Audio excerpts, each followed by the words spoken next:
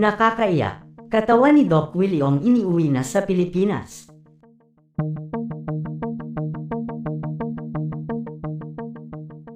Himala kong maituturing ang paggising muli ng tinaguriang Dr. Glover ng bayan na si Doc Willie Ong matapos itong madiagnose ng sarcoma cancer.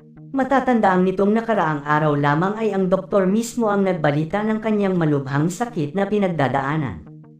Halos hindi nga matanggap ni Doc Willie Ong ang kanyang pinagdadaanan ito ngayon dahil bukod sa sakit at hirap na kanyang nararanasan ay sobrang mahal umano ng kanyang mga gamot at ng kanyang mga treatment na ayon sa doktor ay walang kasiguraduhan ang kanyang paggaling.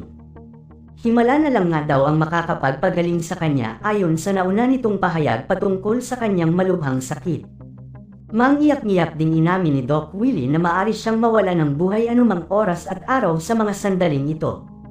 Nakakaawa na nga kung titingnan ang pangangatawan ngayon ni Doc Willie. Mula sa maganda nitong pangangatawan ngayon ay sobrang nangayayat na ito at bumagsak na ang kanyang katawan. Awang-awa nga ang supporters ni Doc Willie sa pinagdadaanang ito ng tinatawag nilang doktor ng bayan na talaga namang malaki ang naitulong sa mga Pilipino lalo na sa mga mahihirap na tao na wala talagang kakayahang magpa-ospital. Samantala nagsimula na nga kamakailan ang chemotherapy ni Doc Willie dahil ito na lang daw ang kaysa isang choice para madugtungan pa ang kanyang buhay. Wala mang kasiguraduhan ng treatment na gagawin sa kanya ay gagawin pa din daw ito ni Doc Willie dahil gusto pa nitong madugtungan ang kanyang buhay at makapaglingkod sa mga tao na nangangailangan. Ayon nga sa aming nakalap na impormasyon ay halos hindi nga daw kayanin na ng katawan ni Doc Willie ang treatment na ginawa sa kanya dahil na din sa edad nito at mahina na nitong pangangatawan. Bumuhos nga ang luha ng asawa ni Doc Willie na si Doc Liza Ong matapos na muling isugod sa ospital ang kanyang asawa dahil sa ilang komplikasyong nangyari sa katawan ni Doc Willie matapos ang una nitong pagsalang sa chemotherapy. Pinipilit umano daw talaga ni Doc Willie na lumaban at makipaglaban sa kanyang karamdaman. Ayon pa sa balita ay mayroong isa pang sakit na nakita ang mga doktor ni Doc Willie at maaring ito umano ang maging mitya ng kanyang pagpanaw.